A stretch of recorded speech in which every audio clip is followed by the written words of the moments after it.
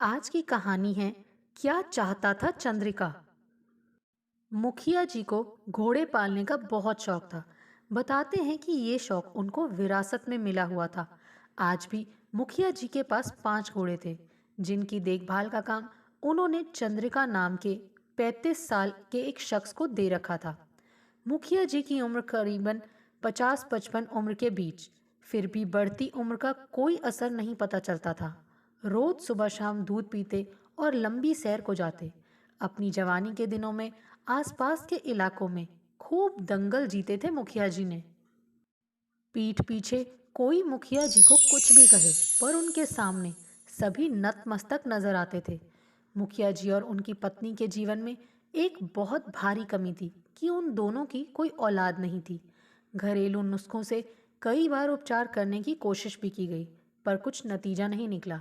मुखियाइन की गोद हरी नहीं हो सकी और दोनों हार कर हाथ पर हाथ धरकर बैठ गए। मुखिया जी को अपनी वंश बेल सूखने की कतई परवाह नहीं थी। उन्हें तो अपनी जिंदगी में अपनी सभी इंद्रियों से सुख उठाना अच्छी तरह आता था। मुखिया जी कुल मिलाकर 3 भाई थे। मुखिया जी से छोटे वाला संजय और सबसे छोटा विनय। दोनों भाई मुखिया जी के प्रभाव में दबे हुए रहते थे। किसी भी की भी उनके सामने जुबान खोलने की हिम्मत नहीं थी। पिछले कुछ दिनों से मुखिया जी के मन में उनके किसी चमचे ने समाज सेवा का शौक लगा दिया था। तभी तो मुखिया जी हर किसी से यही कहते कि बड़े घर से तो हर कोई रिश्ता जोड़ना चाहता है, पर मैं तो संजय और विनय की शादी किसी गरीब घर की लड़की से ही करूँगा। हाँ, पर लड़की खूबसूरत और सुशील होनी चाहिए। समाज सेवा भी होगी और किसी गरीब का भला भी हो जाएगा। आसपास के गांव में कम पैसे वाले ठाकुर भी रहते थे। उनमें से बहुत से लोग मुखिया जी के यहाँ अपनी लड़कियों का रिश्ता लेकर पहुंचे। मुखिया जी ने लड़कियों के फोटो रखवा लिए और बाद में संपर्क करने को कहा। कुछ दिन बाद मुखिया जी ने उन सारे फोटो में से 2 खूबसूरत लड़कियों को पसंद किया।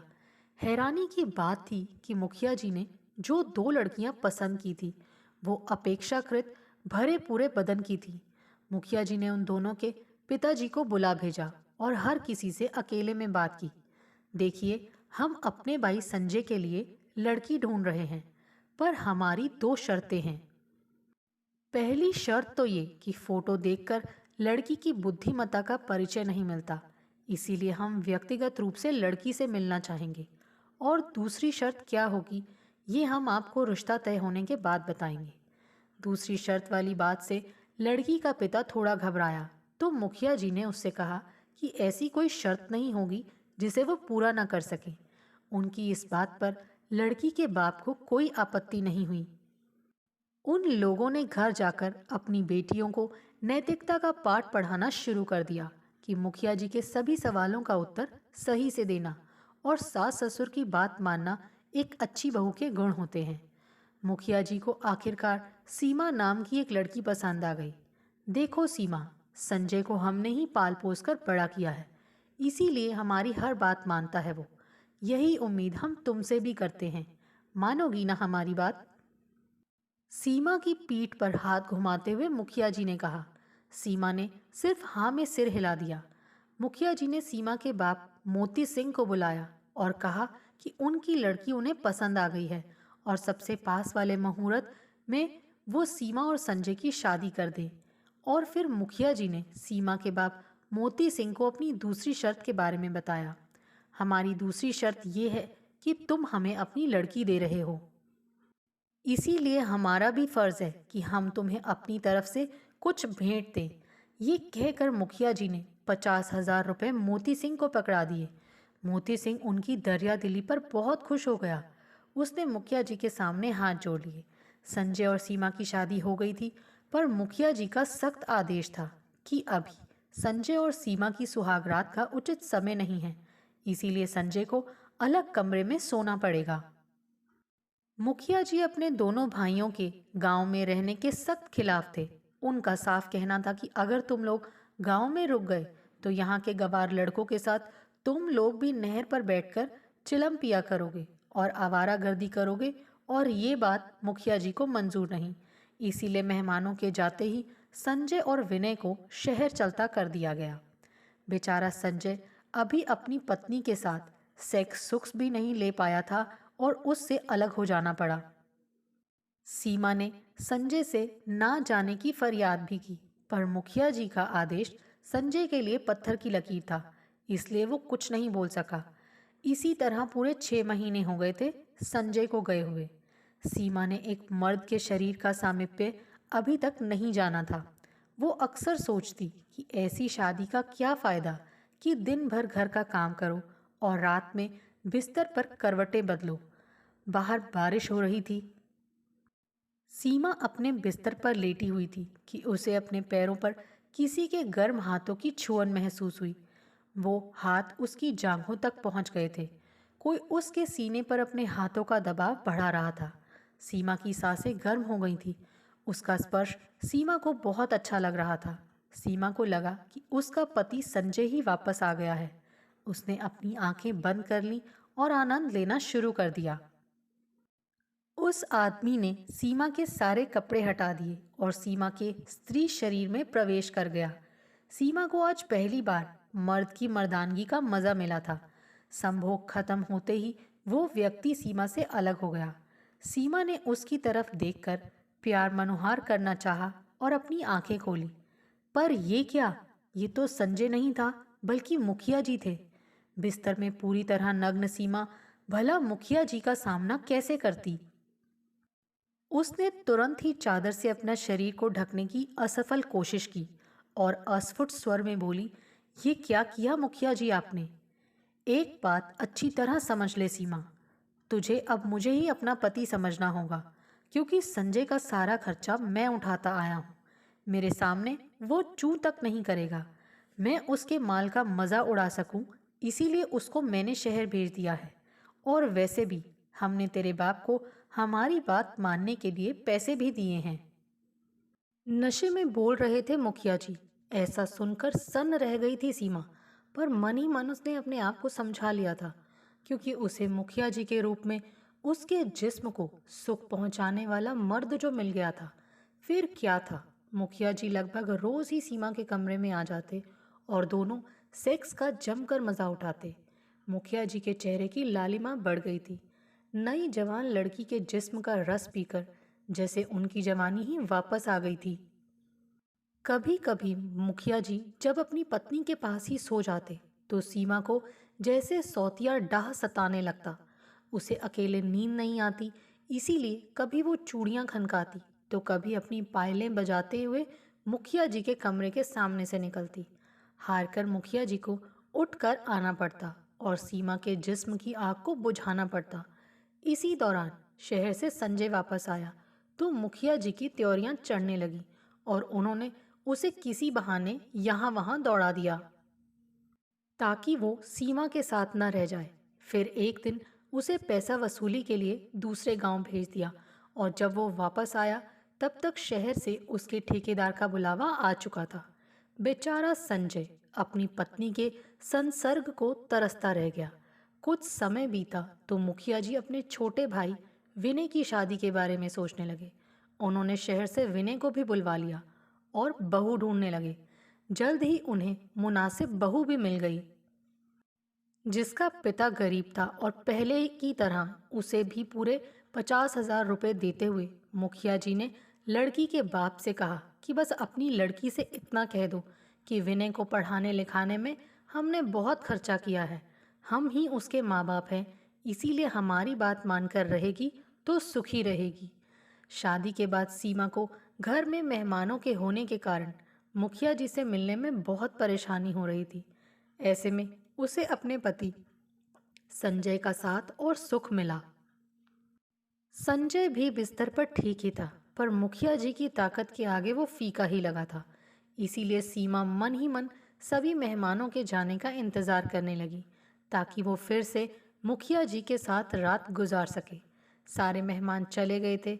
संजय और विनय को आज ही शहर जाना पड़ गया था। अगले दिन से सीमा ने ध्यान दिया कि मुखिया जी उसकी बजाय नई बहू रानी का अधिक मान मनुहार करते हैं। उनकी आंखें रानी के कपड़ों के अंदर घुसकर कुछ तौलने का प्रयास करती रहती हैं। सीमा मुखिया जी की मनोभावना समझ गई थी। तो क्या मुखिया जी ने अपने भाइयों को इसीलिए पाला पोसा ताकि वो हमारे पतियों को हमसे दूर करके हमें भोग सकें? पर मैं चाहकर भी कुछ नहीं कर सकती थी, क्योंकि मेरे पति ही अपने बड़े भाई के खिलाफ एक शब्द भी नहीं सुनना चाहते हैं। ऐसा सोचकर सीमा को नींद ना आ सकी। रानी के कमरे से सीमा को कुछ आवाज आती महसूस हुई, तो आधी रात को वो उठी और नई बहू रानी के कमरे में के बाहर जाकर दरवाजे की झिर्री में आंखें गड़ा दी। अंदर रानी बेसुध होकर सो रही थी, जबकि मुखिया जी उसके बिस्तर के पास खड़े होकर उसके बदन को किसी भूखे भेड़िए की तरह घूरे जा रहे थे। अभी मुखिया जी रानी के सीने की तरफ हाथ बढ़ाने ही जा रहे थे कि उनकी हरकत देखकर सीमा को बहुत गुस्सा आया और उसने पास में रखे बर्तन नीचे गिरा दिए, जिसकी आवाज से रानी जाग गई। मु, मुखिया जी, आप यहाँ इस समय? हाँ, बस जरा देखने चला आया कि तुझे कोई परेशानी तो नहीं है। इतना कहकर मुखिया जी बाहर निकल गए। रानी भी मुखिया जी की नज़र और उनके मनोभावों को अच्छी तरह समझ गई थी, पर प्रत्यक्ष में उसने अनजान बने रहना ही उचित समझा। कल तो आप रानी के कमरे में ही रहे, हमें अच्छा नहीं लगा, सीमा ने शिकायती लहजे में कहा। तो मुखिया जी ने बात बनाते हुए कहा, दरअसल अभी वो नई है, विनय शहर गया है, तो रात बेरात उसका ध्यान तो रखना ही है ना। एक शाम को मुखिया जी सीधा रानी के कमरे में घुसते चले गए। रानी उन्हें देखकर सिर से पल्ला करने लगी, तो मुखिया जी ने उसके सिर से साड़ी का पल्ला हटाते हुए कहा, अरे, हमसे शर्माने की जरूरत नहीं है। अब विनय यहाँ नहीं है, तो उसकी जगह हम ही तुम्हारा ध्यान रखेंगे। विश्वास ना हो तो अपने पिता से पूछ लेना, वो तुमसे हमारी हर बात का पालन करने को ही कहेंगे। रानी की पीठ को सहला दिया मुखिया जी ने, और मुखिया जी की इस बात पर रानी के पिताजी ने ये कहकर मुहर लगा दी थी कि बेटी, तुम मुखिया जी की हर बात मानना, उन्हें किसी भी चीज़ के लिए मना मत करना। एक अजीब संकट में थी रानी। नई बहू रानी ने आज खाना बनाया था और पूरे घर के लोग खा चुके, तो घर के नौकरों की बारी आई। घोड़ों की रखवाली करने वाला चंद्रिका भी खाना खाने आया। उसकी और रानी की नजरें कई बार टकराईं। हर बार चंद्रिका नजर नीचे झुका लेता। खाना खा चुकने के बाद चंद्रिका सीधा रानी के सामने पहुंचा और बोला, बहुत अच्छा खाना बनाया है आपने। हम कोई उपहार तो नहीं दे सकते, पर यह हमारे काले घोड़े की नाल है। इसे आप घर के दरवाजे पर लगा दीजिए। बुरे वक्त और भूत प्रेत से आपकी रक्षा करेगी ये। सकुचाते हुए चंद्रिका ने कहा, अरे, ये सब भूत प्रेत घोड़े की नाल वगैरह कोरा अंधविश्वास होता है, मेरा इन पर भरोसा नहीं है, रानी ने कहा। पर उसने देखा कि उसके ऐसा कहने से चंद्रिका का मुंह उतर गया है। अच्छा, ये बताओ कि तुम मुझे घुड़सवारी कब सिखाओगे, रानी ने कहा। तो चंद्रिका बोला, जब आप कहें। ठीक है, एक दो दिन में अस्तबल आती हूँ। घर की छत से अक्सर रानी ने चंद्रिका को घोड़ों की मालिश करते देखा था। 6 फुट लंबा शरीर था चंद्रिका का। जब वो अपने कसरती बदन से घोड़ों की मालिश करता, तो वो एकदम अपने काम में तल्लीन हो जाता, मानो पूरी दुनिया में एकमात्र यही काम रह गया हो। 2 दिन बाद रानी मुखिया जी के साथ अस्तबल पहुंची। चंद्रिका ने काला वाला घोड़ा एकदम तैयार कर रखा था। मुखिया जी वहीं खड़े होकर रानी को घोड़े पर सवार होकर घूमते जाते देख रहे थे। चंद्रिका पैदल ही घोड़े की लगाम थामे हौले हौले चल रहा था। तुमने सवारी के लिए वो सफेद वाली घोड़ी धन्नो क्यों नहीं चुनी? जी, क्योंकि धन्नो इस समय उम्मीद से है ना, गर्भवती है, ऐसे में हम घोड़ी पर सवार नहीं होते। चंद्रिका का जवाब दिलचस्प लगा रानी को। अच्छा, तो वो धन्नो माँ बनने वाली है, तो फिर उसके बच्चे का बाप कौन है? यही तो है, बादल, जिस पर आप बैठी हुई हैं। बहुत प्रेम करता है ये अपनी धन्नो से, चंद्रिका ने उत्तर दिया। प्रेम? एक लंबी सांस छोड़ी थी रानी ने। इस घोड़े को जरा तेज दौड़ाओ, जैसे फिल्मों में दिखाते हैं। जी, उसके लिए हमें आपके पीछे बैठना पड़ेगा, चंद्रिका ने शर्माते हुए कहा। तो क्या हुआ, आओ बैठो मेरे पीछे। चंद्रिका शर्माते झिझकते रानी के पीछे बैठ गया और बादल को दौड़ाने के लिए एंड लगाई। बादल सरपट भागने लगा। घोड़े की लगाम चंद्रिका के मजबूत हाथों में थी। चंद्रिका और रानी के जिस्म एक दूसरे से रगड़ खा रहे थे। रानी और चंद्रिका दोनों ही रोमांचित हो रहे थे। एक अनकहा, अनदेखा, अनोखा सा कुछ था जो दोनों के बीच में पनपता जा रहा था। पर चंद्रिका के स्पर्श में कितनी पवित्रता थी, कितनी रूहानी थी उसकी हर छुअन। रानी ने महसूस किया कि मुखिया जी के हाथों में कितनी वासना और लिजलिजाहट महसूस होती है। बहुत अंतर था इन दोनों के स्पर्श में। उस दिन तो रानी वापस आई, पर उसका मन जैसे कहीं छूट सा गया था। बार बार उसके मन में आ रहा था कि वो जाकर चंद्रिका से खूब सारी बातें करे। उसके साथ में जीने का एहसास पहली बार हुआ था उसे। इस बीच रानी कभी कभी अकेले भी अस्तबल चली जाती। एक दिन उसने चंद्रिका का एक अलग ही रूप देखा। बस कुछ दिन और बादल, मुझे इस माघ मेले में होने वाली दौड़ का इंतजार है, जिसमें मुखिया से मेरा हिसाब बराबर हो जाएगा। मुझे इस मुखिया ने बहुत सताया है। ये चंद्रिका आज कैसी बातें कर रहा है, कैसा हिसाब, और मुखिया जी ने क्या सताया है तुम्हें? एक साथ कई सवाल सुनकर घबरा गया था चंद्रिका। जाने दीजिए, हमें कुछ नहीं कहना है। नहीं, तुम्हें बताना पड़ेगा, तुम्हें हमारी कसम। चंद्रिका का हाथ पकड़कर रानी ने अपने सिर पर रखते हुए कहा था। ना चाहते हुए भी चंद्रिका को बताना पड़ा कि वो अनाथ था। मुखिया जी ने उसे रहने की जगह और खाने के लिए भोजन दिया। उन्होंने ही चंद्रिका की शादी भी कराई और फिर चंद्रिका को बहाने से शहर भेज दिया और उसके पीछे उसकी बीवी की इज्जत लूटने की कोशिश की। पर उसकी बीवी स्वाभिमानी थी, उसने फांसी लगा ली। बस तब से मैं हर 8 साल बाद होने वाले माघ मेले का इंतजार कर रहा हूँ, जब मैं बग्घी दौड़ में इस बग्घी से उन्हें गिरा दूंगा और मार दूंगा और इस तरह से अपनी पत्नी की मौत का बदला लूंगा। रानी को समझते देर न लगी कि ऊपर से चुप रहने वाला चंद्रिका अंदर से कितना भरा हुआ है। वो कुछ बोल न सकी और लौट आई। रानी के मन में चंद्रिका की मरी हुई पत्नी के लिए श्रद्धा उमड़ रही थी। अपनी इज्जत बचाने के लिए उसने अपना जीवन ही खत्म कर दिया। इसके जिम्मेदार तो सिर्फ मुखिया जी हैं। तब तो उन्हें सजा जरूर मिलनी चाहिए। पर कैसी सजा, किस तरह की सजा? मुखिया जी को कुछ ऐसी चोट दी जाए जिसका दंश उन्हें जीवन भर झेलना पड़े और वो चाह कर भी कुछ ना कर सकें। आखिरकार रानी को उसके पति से अलग करने का जुर्म भी तो मुखिया जी ने ही किया है। एक निश्चय कर लिया था रानी ने। अगली सुबह रानी सीधा अस्तबल पहुंची और चंद्रिका से कुछ बातें की, जिन्हें सुनकर असमंजस में दिखाई दिया था चंद्रिका। वापस आते हुए रानी चंद्रिका से काले घोड़े की नाल भी ले आई थी, ये कहते हुए कि देखते हैं तुम्हारे इस अंधविश्वास में कितनी सच्चाई है। और वो काले घोड़े की नाल उसने मुखिया जी के कमरे के बाहर टांग दी थी। रात में रानी ने घर का सारा कीमती सामान और नकदी एक बैग में भरी और अस्तबल पहुंच गई। रानी और चंद्रिका दोनों बादल की पीठ पर बैठकर शहर की ओर जाने वाले थे। तभी चंद्रिका ने पूछा, पर इस तरह तुमको भगा ले जाने से मेरे प्रतिशोध का क्या संबंध? मैंने अपने पति को एक पत्र लिखा है जिसमें उसे अपनी पत्नी का ध्यान न रख पाने का जिम्मेदार ठहराया है। वो तिल मिलाया हुआ आएगा और मुखिया जी से सवाल करेगा। दोनों भाइयों में कलह तो होगी, साथ ही साथ पूरे गांव में मुखिया जी की बहू के उनके घोड़ों के नौकर के साथ भाग जाने से उनकी आसपास के 7 गांव में जो नाक कटेगी उसका घाव जीवन भर रिश्ता रहेगा। ये होगा हमारा असली प्रतिशोध। रानी की आंखें चमक रही थी। रानी ने उसे ये भी बताया कि माना कि मुखिया जी को चंद्रिका मार सकता है, पर भला उससे क्या होगा? एक झटके में वो मुक्त हो जाएगा और फिर चंद्रिका पर हत्या का इल्जाम भी लग सकता है। और फिर मुखिया भले ही बहुत बुरा आदमी है, पर मुखियाइन का भला क्या दोष?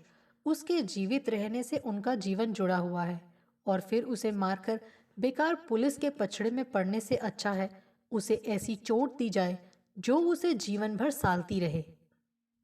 और हाँ, अब तुम मानते हो ना कि तुम्हारी वो बुरे वक्त से बचाने वाली काले घोड़े की नाल वाली बात एक कोरा अंधविश्वास के अलावा कुछ भी नहीं है, क्योंकि मुखिया जी का बुरा वक्त तो अब शुरू हुआ है, जिसे कोई नाल वाल बचा नहीं सकती।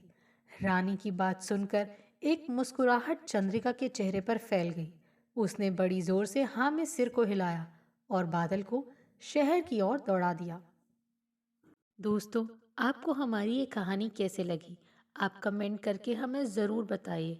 और जिन्होंने अभी तक हमारे चैनल को सब्सक्राइब नहीं किया है, प्लीज़ ज़रूर सब्सक्राइब कीजिए। Thanks for watching this video.